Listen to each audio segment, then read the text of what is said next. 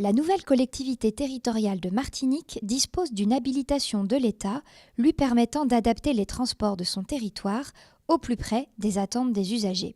Il y a eu l'avènement de la collectivité territoriale de Martinique, qui est la résultante, disons, la fusion de l'ex-conseil régional et de l'ex-conseil général, ce qui n'existe pas en France au moment où je parle.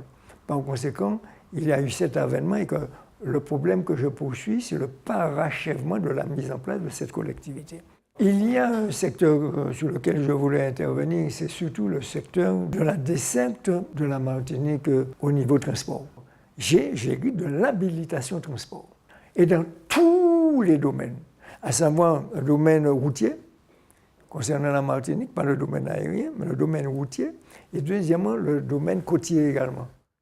Il y a quelques difficultés, il ne faut pas se voiler la face, mais je pense que ça, c'est très important. Vous imaginez que la collectivité qui vient de naître aura tout ça en charge et que par conséquent, ça va demander du temps et des adaptations et des réformes, qu'on le veuille ou non.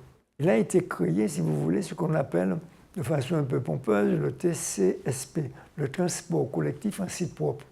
Donc il y a un site propre dédié à cela. Donc ceci fonctionne. Comment ça fonctionne? Nous sommes en rodage, ce qu'on appelle la marche à blanc. Là. Mais automatiquement, cette marche à blanc connaît quelques difficultés, c'est tout à fait normal.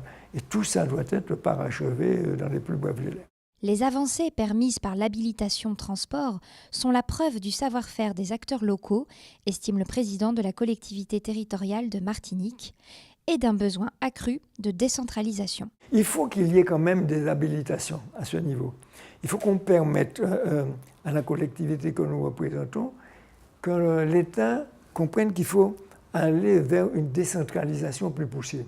Parce qu'on a assisté, on oublie de le répéter, c'est vrai qu'il y a eu un mouvement de déconcentration plus que de décentralisation. Cela veut dire que l'État a transféré énormément de charges non compensées. Regardez ce qui s'est passé, sans faire allusion à ce qui s'est passé en Guadeloupe et en Guyane. Vous l'avez bien vu.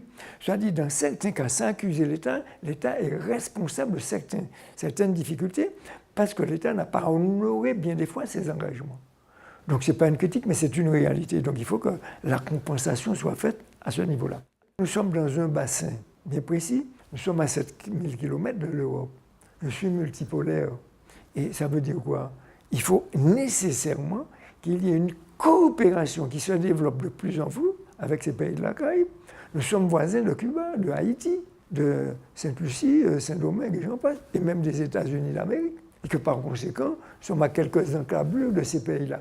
On ne saurait nous empêcher de coopérer sainement avec ces gens-là. Et à ce niveau, il faut que la France comprenne qu'on doit non seulement parler au nom de la France, mais aussi au nom de nous-mêmes pour défendre nos propres intérêts. La Martinique est en pleine expérimentation, elle le sera tant que je serai là.